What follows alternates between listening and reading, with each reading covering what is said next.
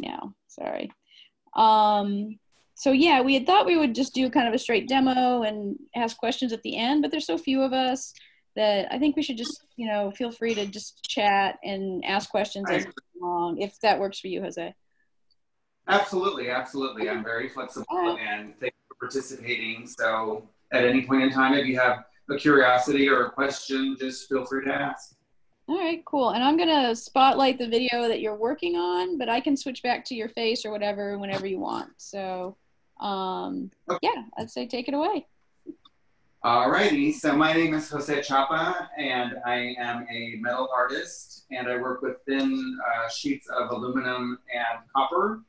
I have been working with metals for about 25 years, and I work with a technique that in Spanish is called repujado, which is spelled R-E-P-U-J-A-D-O, and it's also a French word, which is repousser, and it's a very old technique in Mexico at least, and I'm sure in France and other Latin countries. And I started using this technique. Actually, I'm going to tell you exactly how I started using this technique. So I was working, my family is from northern Mexico, from the state of Nuevo León, and I was working in Monterrey in the mid-90s. And I was working in manufacturing with glass blowing, casting, and working with different vendors. And I came upon someone that was working with the technique repujado, and someone had asked me in the U.S. Once they saw the work that was being done, if I could create a metal menu cover, which is let me see. So this is an aluminum menu cover, and I'll show you on the camera. You open it up, and then I started doing several different styles of metal menu covers. This is a heavier process. It's an actual stamping menu cover for a Las Vegas casino, actually. Let me mute myself. I just changed the view so that people could see it bigger. That's all. Sure. Thank you. Thank you.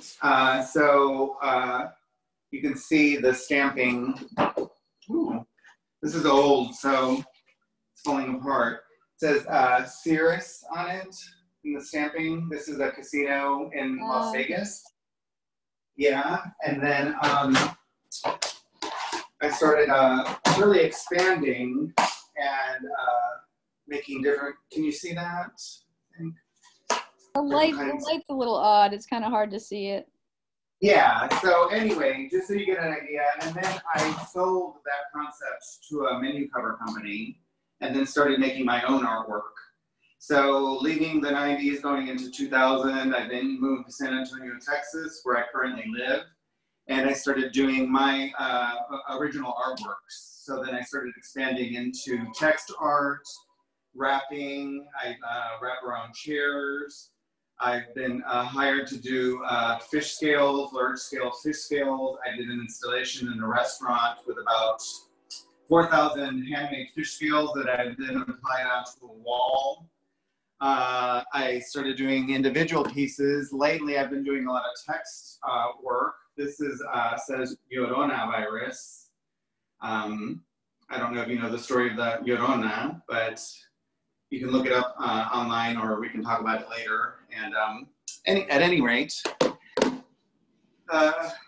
you have any questions so far about how I got started, or should I keep on going now into the process?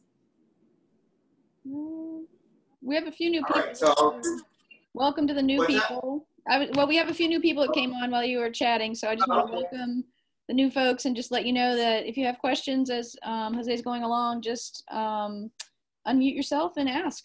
Okay. So the first thing that I'm going to show you that I'm currently working on. I live next to the train tracks, by the way. That's the life of an artist. So if you hear a train, that's why. So I'm going to show you. Someone had pointed out this lovely red stained aluminum. So it started in this I start with rolls of aluminum, and it's very thin, as you can see, and I do the color stain onto the metal. It's an actual stained glass stain that I use, and I spread it onto the metal, and you'll see that it's not evenly applied, so it's kind of a random process. And then once it cures, I let it cure outdoors for about a week. I'm then ready to work with it. And when we started going into quarantine and isolation, which I really, quite frankly, as an artist, don't mind, I decided that I'd start working on a pomegranate. So you can kind of see, I'm thinking, let me hold this up, how the pomegranate is coming out, the image, and all the seeds. I'm working on that as well. So to actually kind of relieve a lot of stress, I started doing this seed process, this really detailed process, by just drawing circles. Let's see.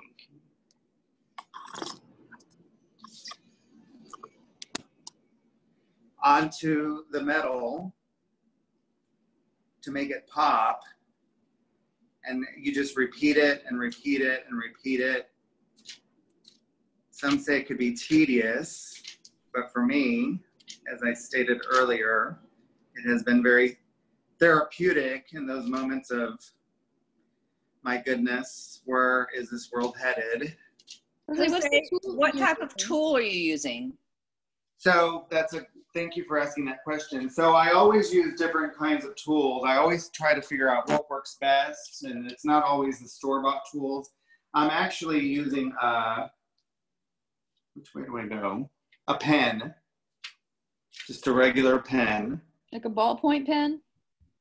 Like a ballpoint pen. Okay, cool. Because the tip really works well with the aluminum, in the sense that, now I can see myself in the phone, in the sense that it doesn't poke through the metal, but at the same time, I can control it. The key to, after 25 years of working with my medium, the key is always finding what works, number one, best, but also to not be afraid of the metal. If you're afraid of the metal, that's where the mistakes happen, and that's where you start losing control. So I'm at a point now with my technique that I know how to control what I'm doing. And I've, again, found that these pens, the simple process of using a pen works well with this particular technique. So I'm just going to do a little bit more so you can see how this effect is popping out into my pomegranate piece.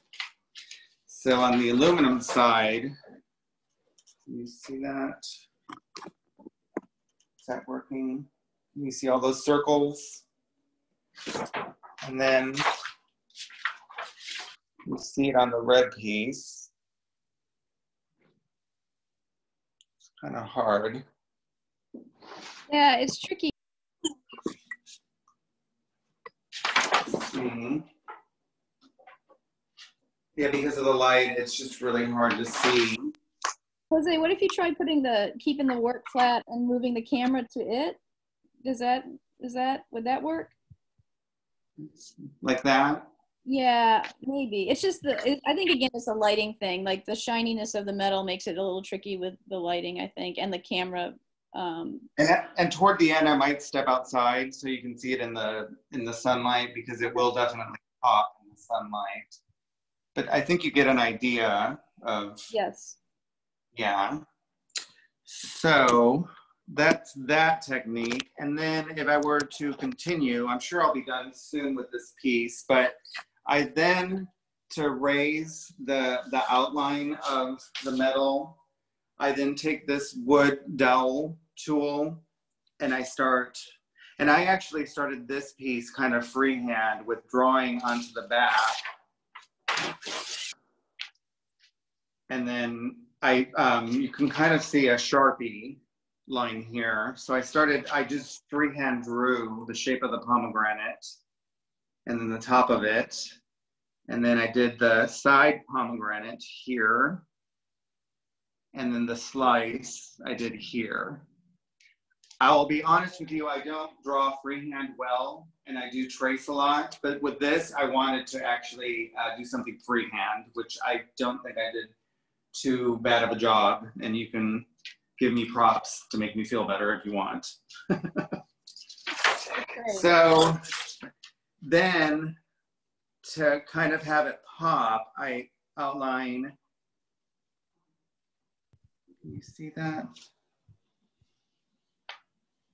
Again, the goal is to not have it, whatever you're using to do relief and texture, to not have it poke through the metal, but you want to apply enough pressure to have the relief work pop.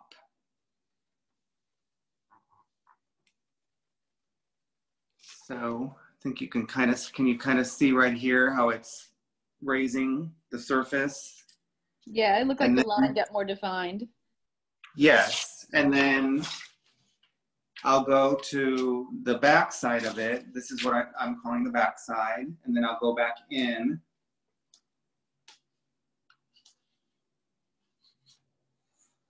And this isn't an exacting science, but you'll see that it gave it even more relief. So I'll keep on going back and forth until I get the relief that I want. And then I'll probably, once I'm done, do a black outline of all of this, working my way up to the top. And then I'm thinking about doing some gold highlights up here, just for effect.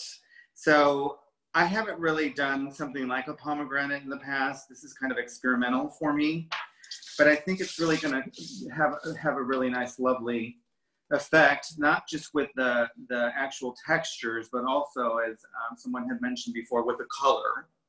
And I think it'll be nice to have this, once it's done, I'll wrap it around wood. So I like to work with scraps of wood.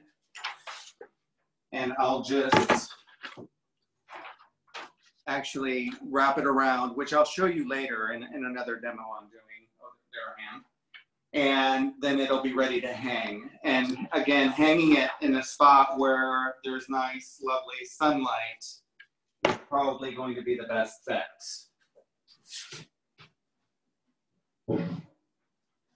So now I'm going to show you how I do. So can I ask a question real quick? Oh yeah. Yeah. So when you were talking about adding color, is that just going back to those stained glass stains, or was there some other thing? Yes, I have stained glass stains. It's called vitrail, V-I-T-R-A-I-L. Mm-hmm. But they also have like a paste that you can use to outline and to do additional color and texture. Okay. So I might experiment with that. And the colors sit on top of one another, okay? What's that? And the colors sit on top of one another, okay? The colors do sit on top of one another, okay. This is a sample of combined colors. Oh, cool. And textures. Nice. So a lot of times I'm making swatches for people so they can see combined colors. On my website, I have an image of the fish scale installation I did at a local restaurant that you can see a lot of combo of color. Nice. So yeah, it's a really nice effect. Cool, thank you. Sure, does anyone else have any questions about any of that? I do. Okay. I have a question. Yes. How many paper cuts do you get with that aluminum foil? I used to get quite a few, a lot, but now I've worked with it so long that I really don't get them often. I'm always one step ahead in my mind of what I'm doing with the metal and what it will do to my body, to my body, or to to a surface. So it's not happening to me as much as it used to. Well, I know I tried some aluminum foil while we were cooking. That was painful. It's very, yeah, no, it's more painful than a paper cut. Hi, Cece. Hi, Jose. Thanks for doing the demo for us. Thank you for participating. So let me show you, I'm just going to show you I don't always work with the thinner metal. I sometimes do thicker metal pieces. This is a hammered copper beginnings of like a light shade that I'm working on. I actually used it in a parade as a crown on my head. I'm not going to put it on, but I actually rigged it with wires and made it into a crown. So I'm always playing around with, I love metal. I've always loved metal. So should I move on to the next text piece? Sure. Okay, great. So I started this, I've been working with text a lot recently, and people were requesting different, okay, so I'll just go into it. So I started posting, instead of coronavirus, I like to play with words, and I did a piece on Facebook that said cabrona virus. And it kind of took off, the concept took off, so I started doing a lot of text pieces based around that, and then other phrases that are used like Spanglish and different Tex-Mex kinds of phrases. So this particular phrase is one that has been really popular, and it says, wow, mija. So I purchased some chipboard letters. I've been purchasing different fonts of letters, and what I did was I used spray adhesive outdoors to lay out the letters, and I never really, for me, it's about kind of the freehand, free-for-all, doesn't have to be exacting science kind of artwork. So I then laid the letters on top of this prefabricated frame. Probably see it here. And then once it dried, I then was ready. Then ready to work with the metals. So what I want to do is give my audience some different options of colors that I will then finish the piece with, and the finished piece will kind of look like this.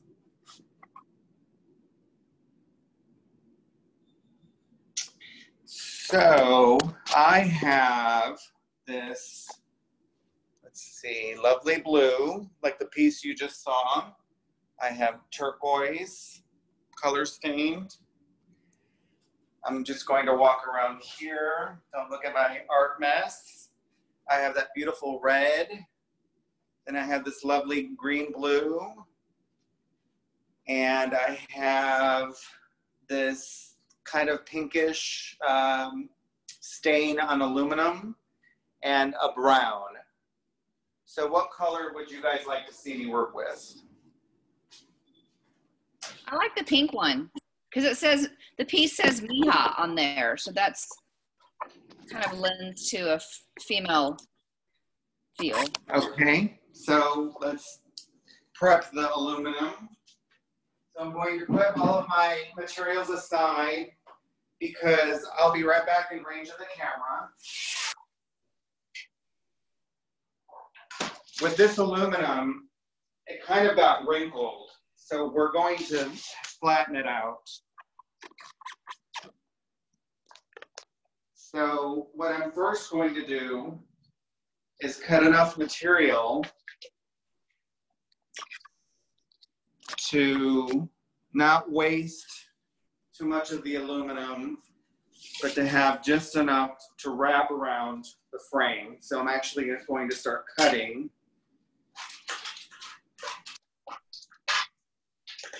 And I always keep my scraps and anything that's extra and use it for collages, extra small pieces. I try not to waste too much of my metal. Are those special type of scissors for metal or? No, it's actually more like paper scissors. Keep in mind that because this medium, this material is so paper thin that it's best to treat it kind of, you know, like a paper. So no metal scissors. Nothing industrial because it's very thin metal. So I've got my keys. Then I have these tools. They're kind of like dowels. They're it's just paper. You can buy them through Dick Blick or any other art supply. Excuse me. And then I will turn it over, and I'm going to start flattening it out to get rid of all the wrinkles. So again, because I'm confident with my metals at this point and not afraid of paper cuts or working with the metal, that's how I now can control it so easily. So you can see the wrinkles are almost all gone. Do you ever accidentally pierce through the material? Absolutely, yes. It's pretty easy sometimes to cover that up. You just fold the metal a little bit and then flatten it, and it will cover the holes or the piercings. Sometimes I just leave them as is, and people really don't notice, actually, so it's fine with me.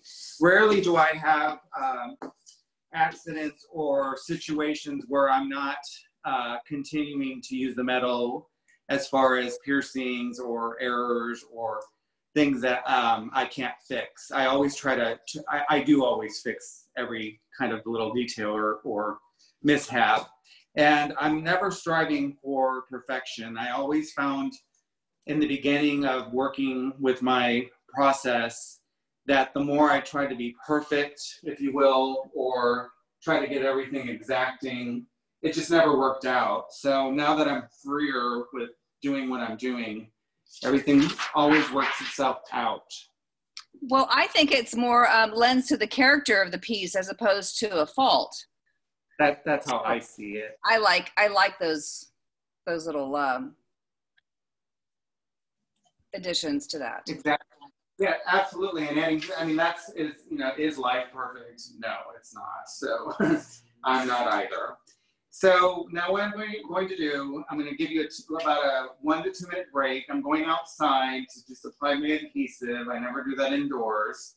Then I'm going to come back and continue working on this piece. So talk amongst yourselves, and I'll be right back.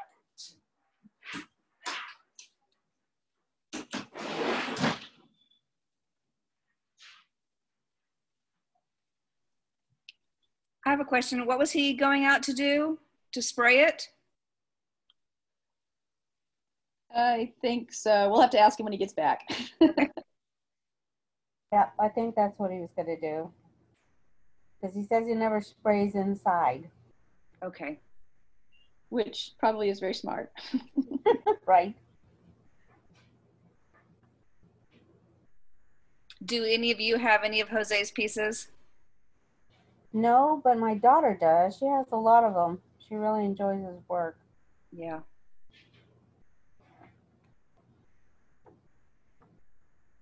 I've seen so many pieces over the years. I've never ever seen how he does the different steps. So this is pretty exciting to see how he breaks it down. Yeah, it really is. And thanks, Christine, for getting all these videos going. Sorry to miss the first one. Don't thank me. Thank Zoom. I'm just pushing the buttons. But yeah, it's cool. I think it's nice to. I don't know how to push buttons. Yeah. Well, I think it's going to be nice to have a little archive of this, right? Like, I like in-person demos, but they're hard to record. So this will be nice. So that wasn't too long, was it? No. So I did my spray adhesive quickly onto the metal, onto the back, and then onto the frame for best adhesion. Ooh, I ran. And now I'm applying it as quickly as I can and as carefully as I can. So I've got two sides, and then I'm going to flip it. Actually, I'm going to do some cutting here.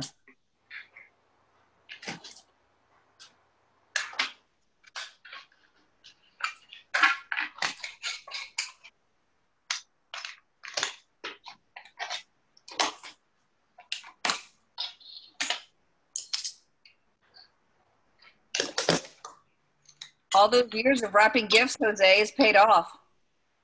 What gifts? Just kidding. Okay, so now, I mean, no kidding. I mean, you're right about that, actually. This metal tears very easily, so I know how to work with it very fast. So what I'm wanting to do is now spread kind of the air pockets out of the other two sides that haven't been folded over.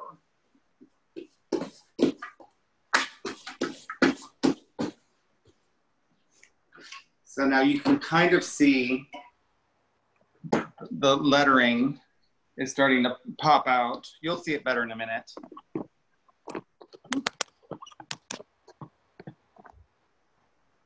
Okay, get all those scraps out of there.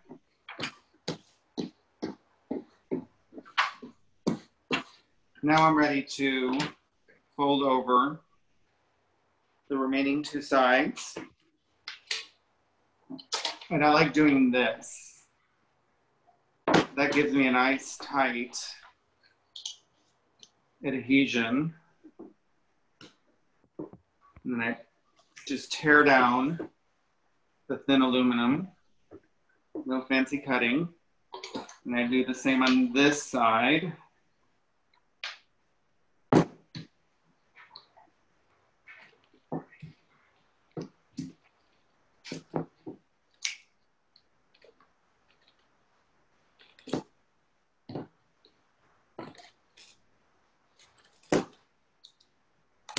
And you see it's almost completely wrapped.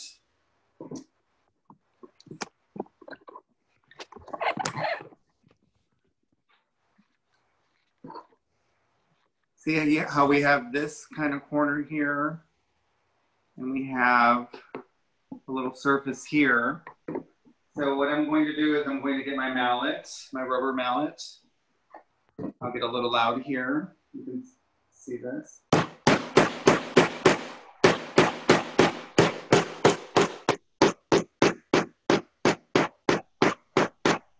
And that makes all of that disappear. So I'll do that to every side.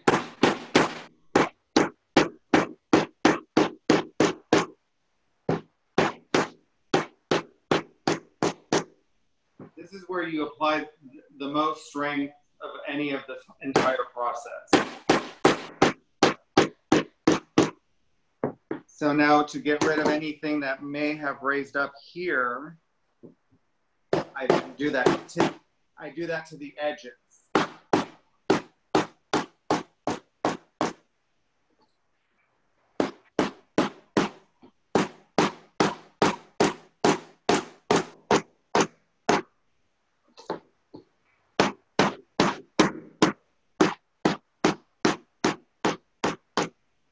This is great for stress.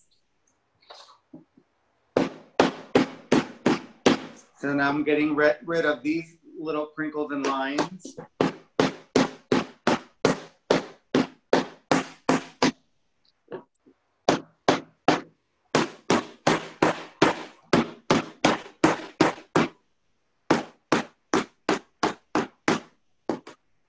And we have this. Let's see. Can you see that? Mm-hmm. Now it's time to work with having the letters pop out in relief. Does anyone have any questions? No, not yet. Great. So because I can see the general outline of the letters, I'm going to use again my tool, my little, I forget what you call this. There's a stump, and I'll start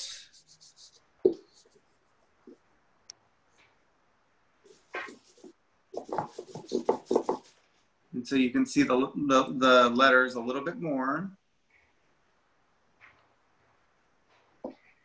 And then I have this nice sandpaper block that I will then rub on top of this.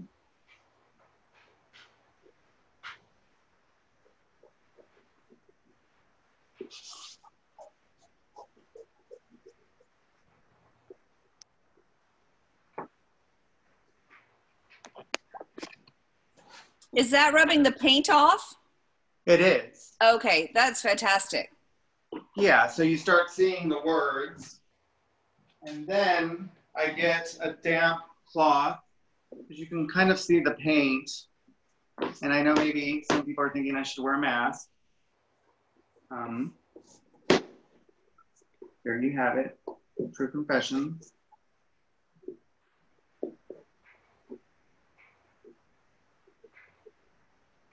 So now it's starting to pop even more.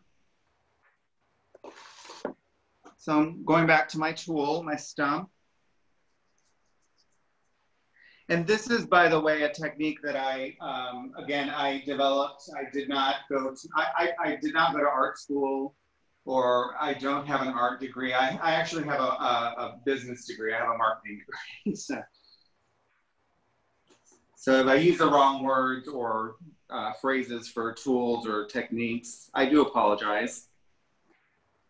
But this does demonstrate that anyone can do this. You know, this is again, because this is called repujado or repuse.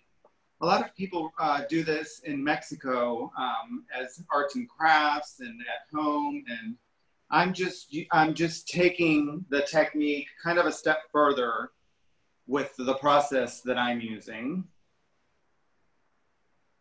But this is very tradition based.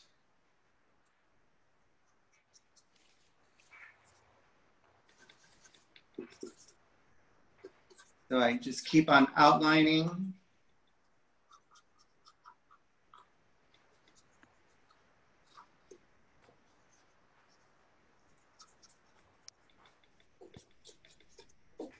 Then I'll go back and rub. There's the wow. You can see that. Then I'll do the mija.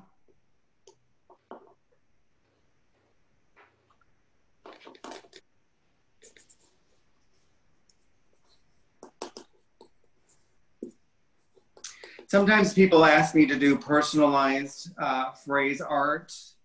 So I can do something a word or a phrase that works for you, or if you ever want me to teach you how to do this, I can do that.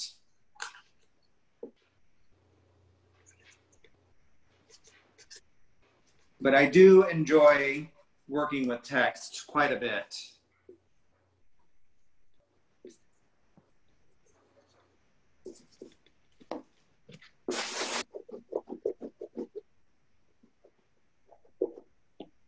So I'm even going to use my finger, kind of flatten this out.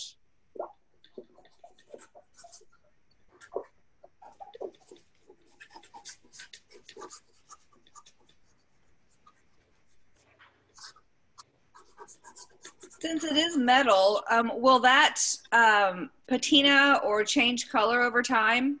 Not the stained aluminum. I also work with copper.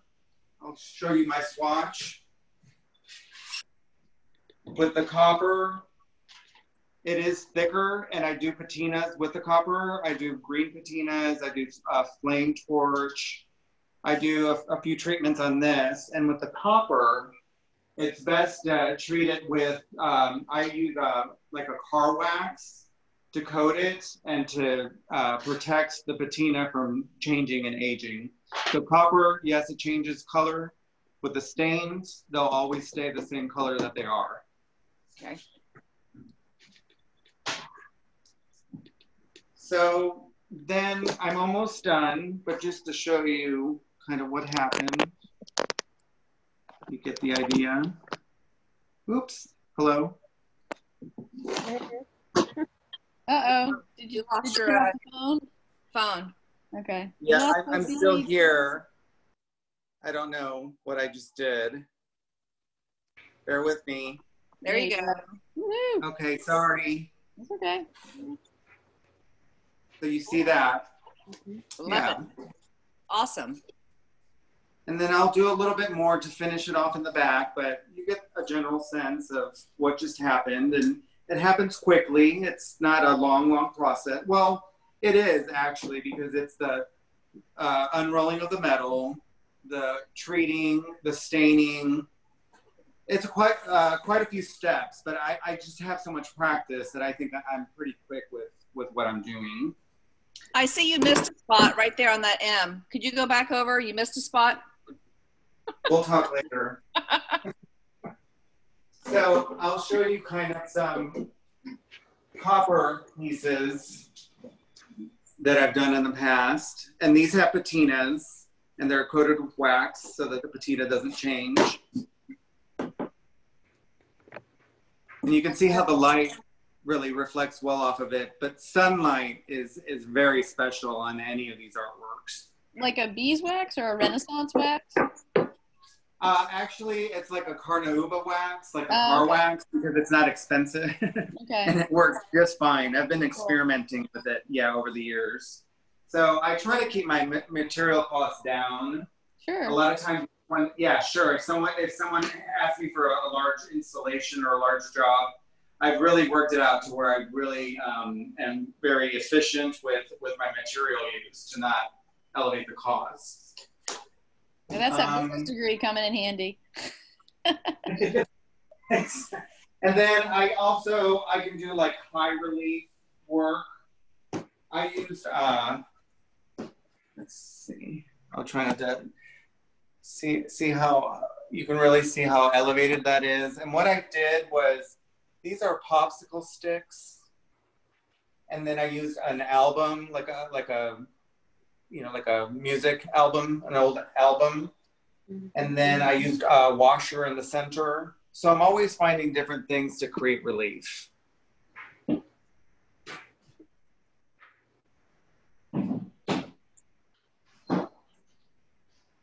This is a chair that I wrapped in aluminum so I can use my metal, because it's so thin, to wrap it around furniture.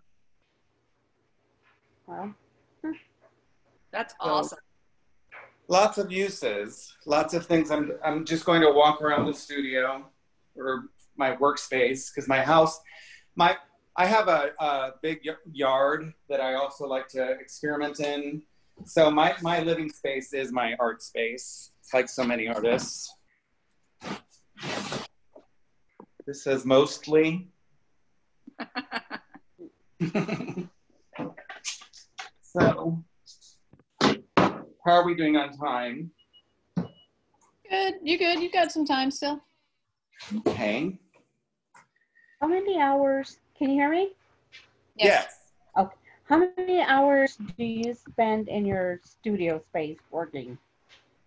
It just Like on depends. average? Sometimes, like with our quarantine and lockdown, there are days where I can just spend 6 hours working. I posted a text piece online, and a lot of people wanted that, so I was producing day after day for a few days these past few days. And then there are some times when I just have to kind of step out, and I also do accounting work and financial work to pay for my space, and I do own my property, and so there is also the work. I work from home mostly, but sometimes I'll just immerse myself in my work and then get enough funds together for more materials, more experimentation, and then go through the same process all over again. So I hope that answers that question. Yeah. And then it's interesting. Well, let me show you some lettering. So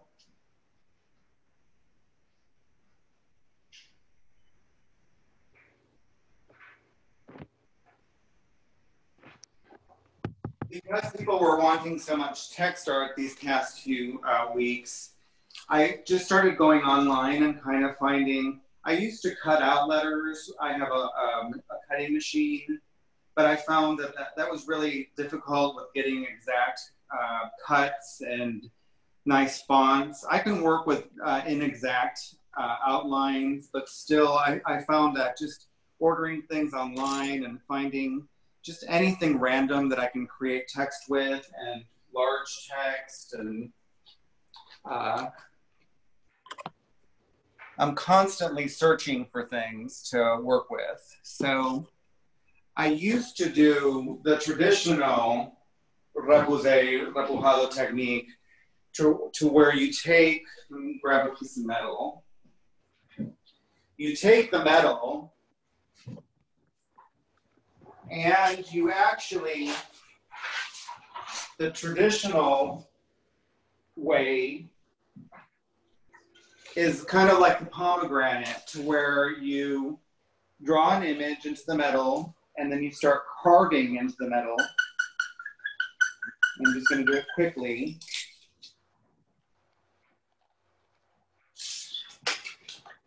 To create. Are those letters? What's that? I'm sorry? I had a quick question. Are those letters that you were showing us, are those paper or are they wood? This is chipboard. Okay. This is wood. Okay. So the wood is twice as thick as a chipboard. So the wood is better to work with copper. But I figured out that if I double my aluminum on the wood, it'll work just fine. Because if I did one layer of aluminum, it would perforate the metal. So now the 2-layer technique works just fine. So this is traditional repoussé. That's what you see people working in Mexico in that style. So that's how I first started this, and then it's evolved into this whole process. The other thing I do is I work with embossing dyes. So I have these produced here in the US. I used to have them produced in Mexico, but I don't travel there as often. So I found somebody to make them here for me. And the way you work with, I'm sorry? Are they laser cut? Yes, they are. They're magnesium dyes. Okay. Yeah, so, where's my piece of copper? To work with these, I take the dye, and it's a negative. And again, if I use the wrong art terminology, please feel free to correct me, and I'm not afraid of people educating me. So, I'm not going to do the whole thing, but kind of the same technique to where you first try to get the image to pop out. And this is a hamsa that I'm embossing.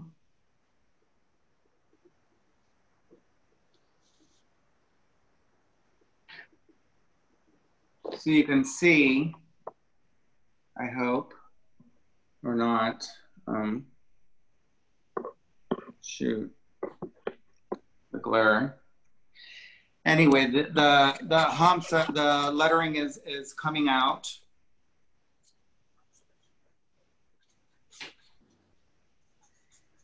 And I just keep on applying pressure.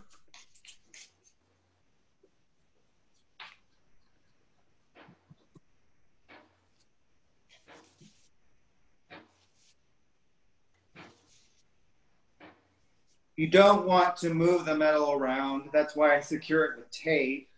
Once you move the metal around, the show's over. You'll get a uneven, weird looking embossing. Can you see that? I don't know if you can. Yeah. I don't want to lift it here. So I guess that's why you glue, you do that spray adhesive, right? Yes, absolutely. Yeah, you can't see it. The glare is just too much. I apologize. No problem. So I would just, again, this is a carpal tunnel kind of technique. So I try to, then I use this tool, my kind of dowelish tool, to create a deeper embossing once I've got the general outline.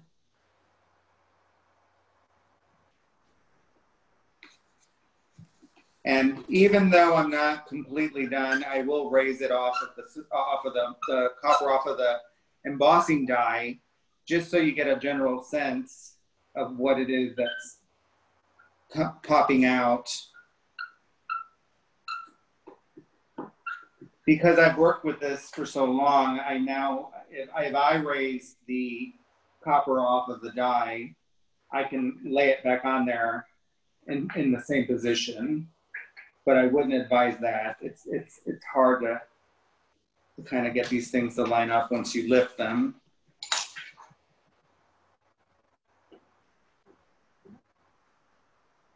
That's the hamsa. Nice. Cool. Thank you, thank you. Awesome. So, how are we doing on time? I keep on asking that. Yeah, you're good. Once you finish an embossing like that, would you then mount it on board afterwards, or how does that work? Yes, exactly. I have thin board, thick board. What I want to do now is, so yes, but I also, I do things, I do wall treatments, like wallpaper style treatments. Okay. I can wrap it around furniture. Let me go back. Do you want me to flip to the other? Do you want me to flip to the laptop camera, or are you? Oh, so you're walking around. Okay. Yeah. So this is a long piece that combines copper, blue stain, the hamsa, and some pattern pieces. Okay. Now I'm going to take some work outside so that you can see it in the sunlight, and that should be our final. I'm going to take the red and the copper, and I'll take the mija, because I really want you to see just how lovely it is in the sunlight. So we're going to step outside. You'll get to see my space.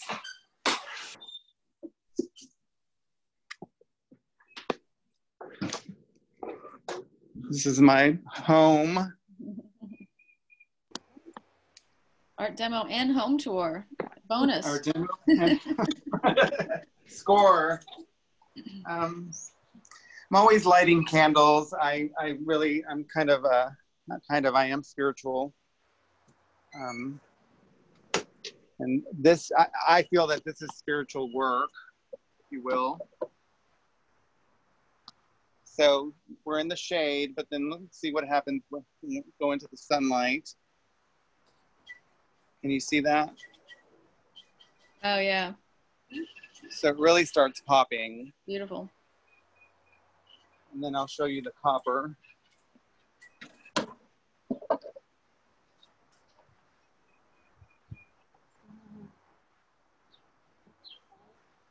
There you go. That's great. That's awesome. Thank you. Thank you so much. Does anybody have any other questions? Anything they'd like to know? I have one. Say, since you've taken these pieces outside, would you recommend doing anything to them to maybe keep them outside, or would you just prefer that they stay indoors? I could always wrap them around a different surface than the wood, but this piece that I have hanging on my wall, it's aluminum and copper scraps around wood. And I've had it out here for about 10 years. So nothing's really happened to it. So it's just a matter of how comfortable you are with, you know, in South Texas, I think you'll be all right as far as having it outside. But I would always recommend working with me to, if you were interested in having something outdoors, to find the best surface for it. Does that answer your question? Yes, it does. Thanks. And then, see, I'm always hanging pieces out. Let's see, can you see that?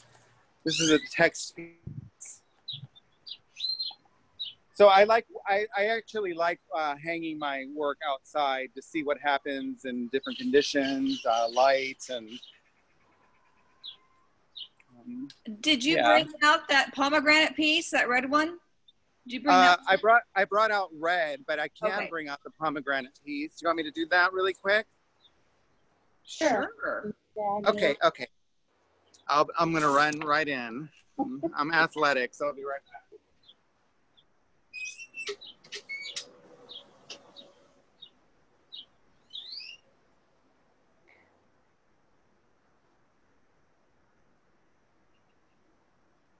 So what other job does he have besides working with this metal?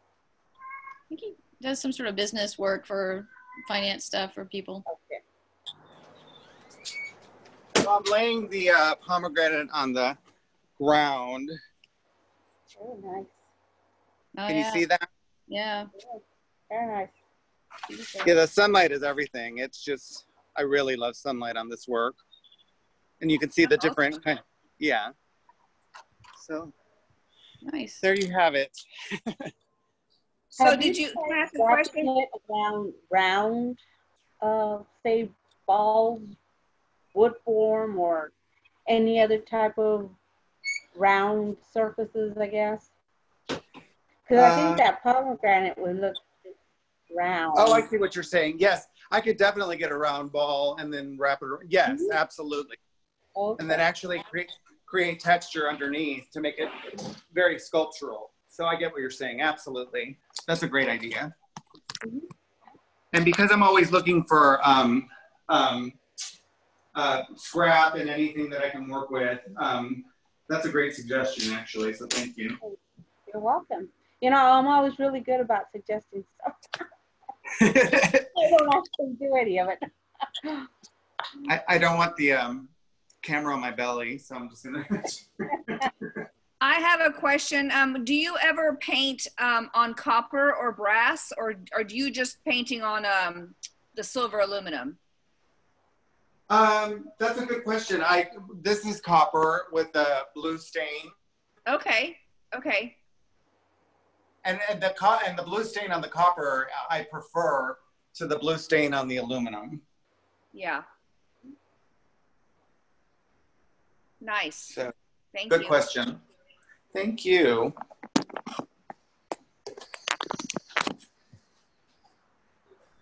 Any other questions? I don't have any more. Thank you so much. Any feedback? Did I do okay? Were you happy? No, you did great. And you'll get to watch it all. You can watch the recording. You have nice hands, sir. Oh, thank you. Just not the belly. What does that keep on happening? No, it was great. I really appreciate it. Thank you so much. Thank you. Thank you for participating, everyone. Yeah. It's beautiful work. Thank you so much for sharing. All right. And like I said, we'll make this recording available on our San Marcos Art League website and hopefully Facebook page. So it's available if you want to see it again or share it with friends. That'd be great. So thank you all for joining us. And thanks, everyone. Be safe. all right. Thank you. You too.